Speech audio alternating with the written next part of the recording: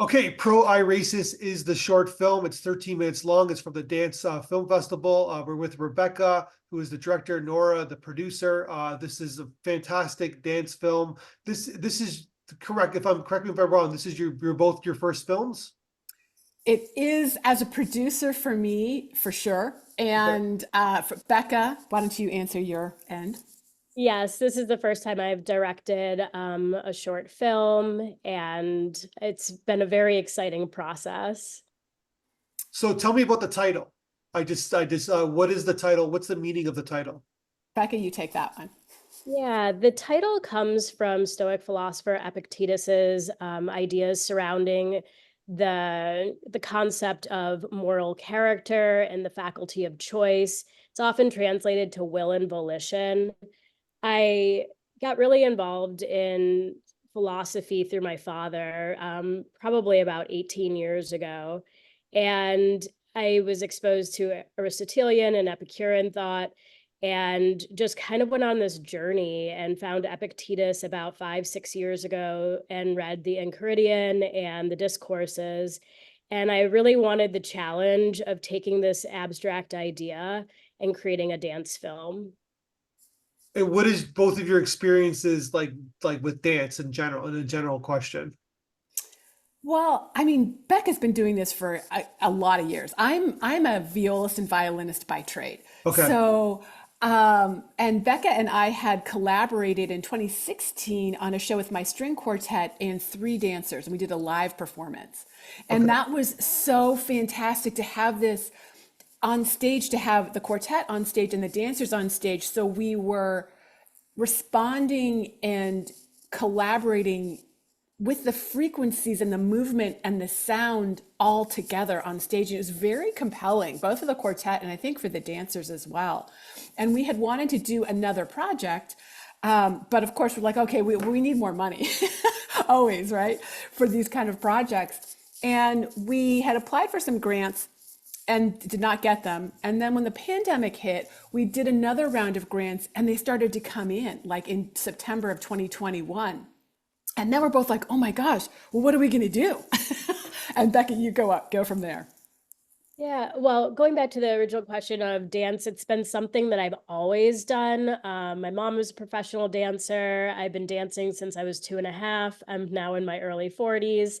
It's always just been something that has been in my life. And just to go off of what Nora was saying, regarding how we found ourselves at the moment of creating Prohairesis, it was a moment of obvious disconnection in the world.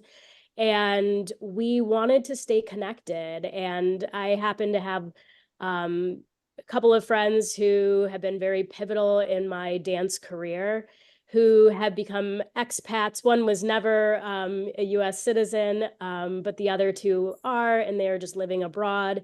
And it was a way for us to find connection and just also the great collaboration that Nora and the quartet and two other dancers, one of them actually appearing in the film, Carson. We just wanted to create something again that felt connected in a time of so much serious disconnection. So that's how we came up with, or I had made a staged version of Prohairesis in 2017 at a university. And I took this concept of a larger cast that got whittled down throughout the process of the piece. And then that's how we landed at the four dancers, who are located in Montreal, New York, New Jersey, that New York slash New Jersey, that's Yeah. me, Germany, and Greece. So you filmed in all four countries. Mm-hmm. We Yes. did. So We you did. went to each country to film each individual dancer. No, we had cinematographers, a cinematography team and a dance team in every location. Gotcha. Gotcha. So yeah, that was like from the producer standpoint, that was something else. You just like, it's like, thank goodness for all the internet, sending contracts back and forth and Yeah. lining up. The dancers had cinematographers that they were working with, because I guess dance on screen, is a thing for dancers these days. Yeah. So that was incredible. I mean, the variation was incredible to see the different places. And to have this cool project to work on during the pandemic when there was, for the musicians, the venues were still pretty closed. We had some outdoor things, concerts, but there were a lot of venues that were just open, close, open, close, open, close. So this project was very, very nurturing during that whole time. Gotcha. Okay, so tell me about the music then. So you guys, like, it seems like you guys got some money and then basically started creating this. I mean, it's an amazing project in many ways. But so Nora, you created the music, correct? No, Becca actually found this particular quartet by Okay, Imogen Holst. So this quartet was composed in early 20th century, and Imogen Holst was the daughter of Gustav Holst, who's a really well-known composer who composed The Planets and other major things, English composer. Yeah. And so Becca found this quartet, and we all fell in love with this. And it has this impressionistic kind of feel to it, early 20th century. Yeah. And so we had to go through the process of getting the synchronization license from, the publishers in London. And so because it's not in the public domain. I was going to say, isn't it past over 100 years that it's on the public domain? No, it's not in the public domain. So I had to negotiate a synchronization license, and our unions were the musicians union was really helpful with that. So no, it kept escalating because that was thousands of dollars to have a synchronization license or something like that. So but we were committed to the project. Like, well, if you build it, they will come, right? So we started going, and then we raised money.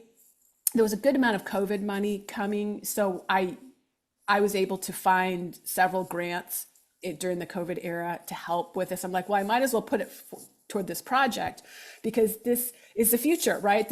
We're going forward. We want to keep creating. We don't want to just sit around. Yeah. So you're okay. So I guess I should have rephrased, but you kind of put the music together, I should say. You're in the film as well, aren't you? Like you're one right. of the... Yes. Yeah. I'm in the quartet. Right. Well, the Becca had envisioned the quartet as a role, even though we're not dancing per se, we're playing. But the quartet, is a role in the film. So it was more logistical and, but we did not compose it. But there's a whole nother process when you're not working with original music. Gotcha. With the rights and all that. But you have the 13-minute like guideline, meaning that with the song, I'm assuming with the song. Right. It is with the piece. Yeah, exactly. Yeah. So we had that 13 minutes. And so the dancers worked with that. Okay. So Becca did the choreography, but maybe Becca, you can talk about how. I want to get to the choreography in a second. So Becca, you had you knew the music. You must have listened to it probably 1,000 times. And then you did the choreography. Like you were one of the performers, and then you choreographed with the other 3 performers? Yeah. So originally I made this larger piece at a university. So I took some of those retentions of the original staged version, and then I mixed it with another piece that I made, a very short vignette by Clara Schumann, Variations on a Theme by Robert Schumann. And that kind of became the base phrase choreographically.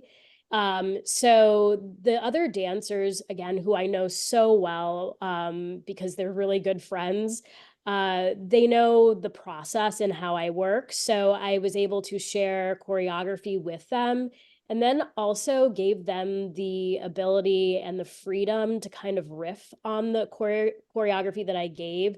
So there were variations within the theme. So it's, yes, I was able to choreograph it, and the other dancers riffed on the choreography and tried to retain as much of it as possible. But I did allow them some improvisation as well. So when the filming is going on in the other countries, are you watching the filming? Like how is that process? So some of them, for example, Mary-Kate Sheehan, one of the dancers, she's the dancer who's in Athens, Greece. I sent the information via Google Drive. Everybody learned the base phrases. And then Mary-Kate, for example, she would record herself performing and asking me for notes, and I would give the notes back to her. Oh, I like this. You could change this.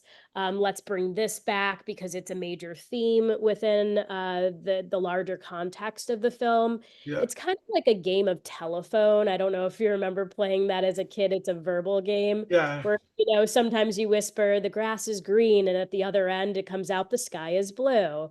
And there were some moments where the sky was blue, even though the grass was green at the beginning. But I liked that. I really appreciate that. And as a modern contemporary dance performer and artist, that is such a huge part of the creative process, is embracing the variations. And Yeah. sometimes they're happy accidents. I like that positive vibe because you said the grass is green. You could have said it's a big storm or it's like there's a thunderstorm. You said the sky is blue, so they're both like metaphorical positives, I guess, right? So I suppose so, yes. so yeah, and then so how did you pick the other performers? Well, in regards to the dancers, That's yeah. yes, Maren Kritzinger, she and I went to the Ailey School, the home of Alvin Ailey American Dance Theater. So I've known Maren, it'll be 20 years in June. She was my suite mate. We became instant friends. We began our dance careers in New York together, before she moved to Montreal. So Marin and I just have serious history. Carson Rayners, same. I met her a little bit later. I met her around 2008. Just within the New York downtown experimental dance scene. And then Mary Kate Sheehan, she and I danced with the Sean Curran Company in New York City. I danced for Sean for about 10 years, and Mary Kate came in and originally was understudying me, but then became a company member. And I met her around 2014, I believe. All three just very good friends, beautiful artists, wonderful human beings, and it just seemed right because those three dancers and friends had a real impact on my life, not just in dance, but in our friendship and everything that we've gone through. Oh wow. So there's a connection then with everybody. Yes. And Nora, I actually met her through my father. My dad was a classical guitarist, and she and he worked together for a brief period of time. And he brought me to come see the quartet, and I just was in awe. And I just wanted to work with Nora, and it took us a few years to figure out a project, but I will always be grateful for that introduction because I think that our collaboration has been really impactful on my life in the last many years. Oh, for me too. And when I with Becca's dad, Bob, we were teaching at this little teeny music store in downtown Chicago. It was like a total little curiosity shop. And I was teaching violin and viola. He was teaching classical guitar. And one of the things that was really, I mean, Bob was just so fun to talk to and so mellow. But what I loved about him is that Bob was white and his wife was black. And in my family, my dad is light skinned black, my mom is white. And so I'm just like, oh, they've got this biracial thing going. And so it was so interesting for me to hear Bob talk about his daughters and especially Becca and the trajectory of her career and just his reflections on dance and how people move if they're dancers. I remember him saying, once you're a dancer, you move in a different way that is like if you've studied dance your whole life, you can't not move in that way, even as as the years go by. And Becca and I both, our parents are all on the other side of the veil right now. And Becca's dad, Bob, has recently crossed over earlier this year. So to me, having this project that allows the creativity to go forward and our synchronistic connections to come out in this beautiful way. It's such a beautiful testament to what life is all about and how life and the creative spirit continue to express themselves over and over through the generations. And now Becca has another little one arrived to continue that on. So it's such a beautiful unfolding. The reason, well, I don't know. I hope it's okay, Rebecca. The reason you're not on camera is because you're 5 months old is sick right now, I guess, right? Yes, she is, and she's in the other room, and hopefully she will stay asleep for a little bit longer Yeah, before we see the yeah. doctor. I hope. Well, Yes, I hope they feel better. Like I hope that it's not fun when a baby's sick for anybody, right? So, especially the right. baby. Yes. Thank you.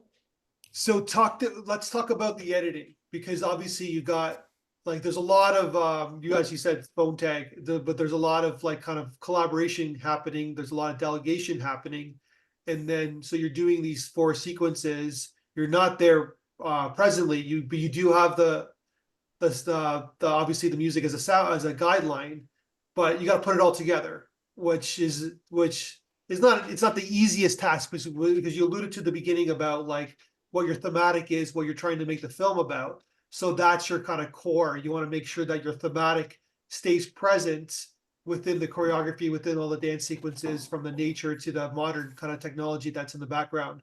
So tell me about that whole process. I'm giving you a big setup here. Like how was that? Tell me who did the editing? Like how were you guys involved? I'm just so curious about it. Yeah, Uh, absolutely. It was a long process, Yeah. but it was necessary for us to get to where we were going. We found an editor in London named Mark Weathers, and he was our first editor who kind of took all of the information, and he and I were combing through all of the footage after all of the hard drives were mailed to him in London from the various locations. And he and I put together the first draft of the finished film. And then it was after that, my cinematographer, the director of photographer, Julia Liu and Keith Hayward, they actually were the ones who filmed my portion in New Jersey.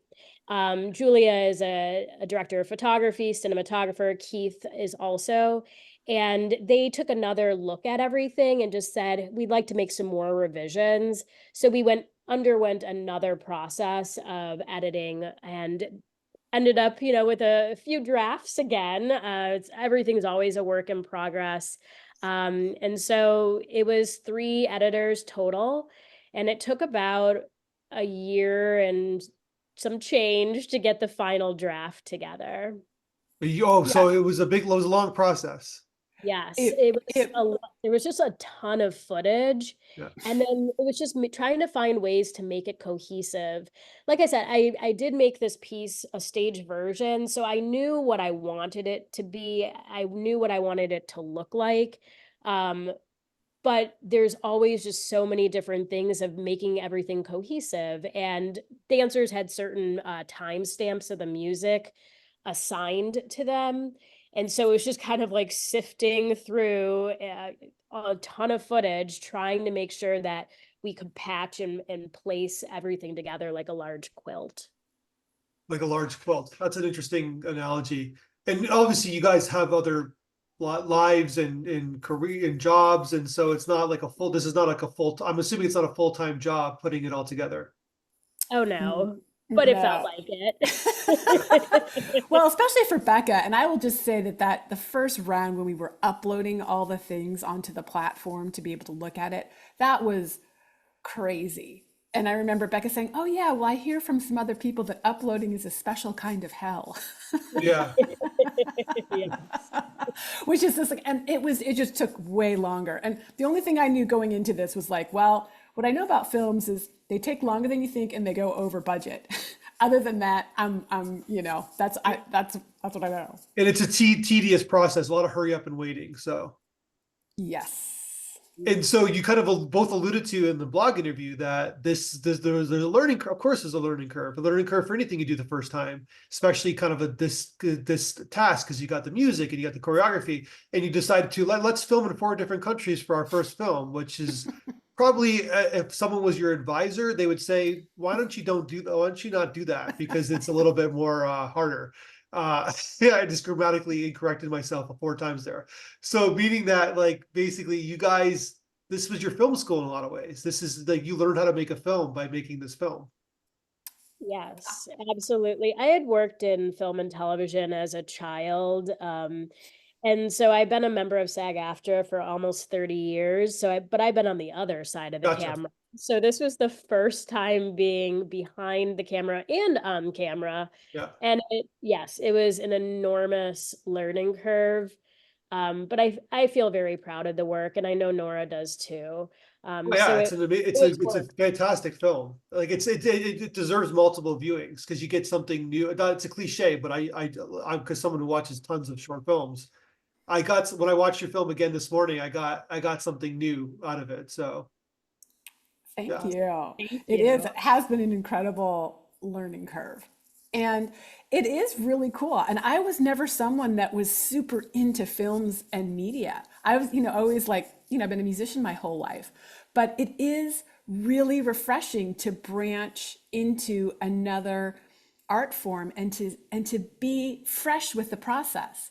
And for me, because I have my own music company, the producer role, it's a lot of nuts and bolts, and we're only partway through, right? Because now we're in the middle of festival season, and then it's going to be about marketing and distribution and all of those different kinds of things. So it's very it's stretching, but in a really refreshing way, and to work with such a beautiful set of variables. I mean, the dancers, I love the beauty and I love the nature and I love the score. And it's such an honor to like birth it out into the world and see where it can go and see where it can live. yeah, it's amazing. And what did you guys think about? We sent the audience feedback to you. What did you think about what the audience had to say about your film from our festival?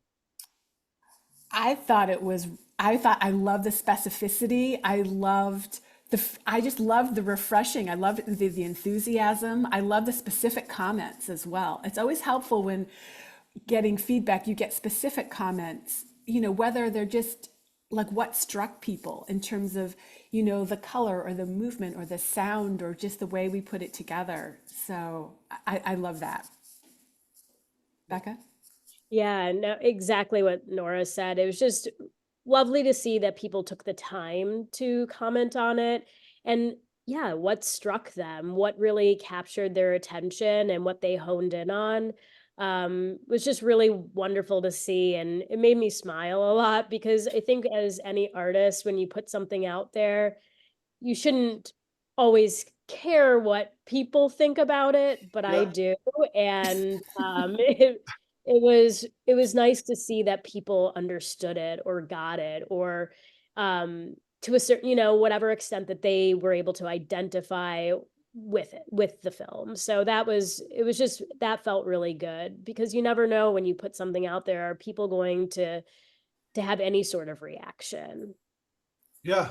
Well, I hope the film is doing well for you guys and it's on the festival circuit and other aspects. It's like I said, I see a lot of dance films and I really enjoyed this one just from the music itself and the way you kind of even threw in the like you made the quartet a character in the film as well and having different like this is not an easy film to make. So for the first time you guys made a film together, it's amazing. So like this is a daunting Thank film, you. and you guys saw it through. Like it's like I'm sure there was moments of you don't have to allude to it, but I'm sure there's moments of frustration of getting it done, and you guys got it done. This is true. There's one thing through the Yeah, process. My personality is like, look, Nora, you're doing this for the first time. You don't have to ever do it again if it's too yeah, frustrating. Like you don't ever have to do it again, but you do have to finish this one. And you got to finish it the entire way. So yeah, that was my mantra, and it's still my mantra. It's like, no, you got to keep going. There's still the distribution to go. So just keep going. yeah. You have to get through that anxiety, right? So that stress. Frustration is a good word, at Yeah, least. I think that frustration. was because, yeah, the stuff, like you said, but it's the hurry up and wait, where it's like, well, it seems like so much to do, and then you're just like, wait, but we're just sitting right here, like staring at our screen. Yeah. Well, it's a metaphor for a lot of things, right? So like it's really like I look at my life, right? Like it's just like that's what that you said frustrating is the key word. It's like that's it's waiting. It's like waiting for others to do something that you like, you know what I mean, that you can't do yourself, or that you need them to help you, and you know what I mean, that's the frustration part of it. So It's true. And there's a friend of mine that has a quote, which is like, I've heard it in different contexts, but the whole emphasis is, if you want to go faster, go alone. If you want to go further, go with a team. yeah. And that's what I kept thinking about too. It's like, well, you can go fast by yourself for a little ways, but if you're going to go far, you need a team and you got to work together. Well, you need And the Becca, right team. And, yeah, that's the art. That's the art of filmmaking. That's the art of a lot of things. It's like finding the right team, and like, it's not easy. There's right. one thing saying bring a team, but it's another thing saying like bring the right team, right? So That's good. And I mean, it's been such a pleasure working with Becca. She's so professional and so much fun and such high standards. And, I love that we trust one another, because I brought the music team and she brought the dancing team, and it did work. yeah. Yeah. It seems like even though you guys were on Zoom, but it seems like there's a connection between the way, even the way you guys talk on top of each other. There's a connection there. So you guys still like each other, and you made this film. That's good. Absolutely. Absolutely. I feel like Nora and we are collaborators, but we have definitely become friends over the That's so years. good. Absolutely. It's easier to work with friends sometimes, but yeah. What? Right. But there's a good working relationship that has to happen, where Yeah. you can tell the truth and not take things too personally, and yet be really gentle and feel safe at the same time. And that, to me, is the essence of a great team, which I felt the whole time. Yeah. Yeah. Well, you just talked about character, and that's like, that's hard to find sometimes, especially in this industry where there's everybody's kind of like, it's tough. It's a tough world. Dancing, music, film. It's like Mhm. everything's like there's no consistency in terms of paycheck. There's no consistency in terms of like stability, in terms of, you know what I mean? Like, it's like, so there's Right. that insecurity that's always involved, no matter how high and how low you are on the pedestal, right? So, and then there's also that where like you're always competing with others, and like, and it's not an easy world. So, not to say poor me, but basically poor us, but like, I'm just Right. using the emotional understanding, right? Where like, so you're collaborating with people with that kind of emotional, not baggage, but that emotional kind of life so far. It's like, and then you collaborate. It's like, this is not an easy mix, if that makes any sense. That is true. Yeah. That is really true. And it is a testament to character. Yeah. And you do have to be very emotionally strong. And when I'm, you look at the bank account, and you're like, okay, where's the next thing gonna come from? And you're like, well, I've been doing this for, nigh on 30 years or 40 years or whatever the case is. It's like, and I'm still here. I'm still living. I'm still working. I'm still producing. So I fall back on that. And I also, the thing about Prohairesis being the essence of choice, that was one of the choices that we as artists struggle with. Do you take the left fork or the right fork? What kind of projects do you take? How do you create your streams of income? How do you handle when you have very little money? How do you handle when you have a bunch of money? I mean, you have to be able to have good emotional management in order to stay the course, for sure. Well, the last question I have for you guys: are you gonna make another film? I don't know. Becca, are we going to make another film? I don't know. I feel like the reason that Prohairesis ends the way that it does gives it a lot of room to have a sequel. Maybe it's in person. Maybe we get the cast together now that the world is a little bit different. But Yeah. I've left it open, and we will see. Yeah, it's hard to say, but I will say that during this whole process with all of our collaborators, there's been a lot of, oh my gosh, we can't wait to work together again. I'm like, really? But we're not done with this one yet. Yeah. So yeah, it's open-ended, and I think this is another one of the choice points that Prohairesis so elegantly serves up, that we have these choices over and over again, and our lives become the conglomeration of all these various choices, the small, medium, and large choices. And for me, it's all about creating beauty and creating connection. And I'm so proud that that's what this film really is for me. That's amazing.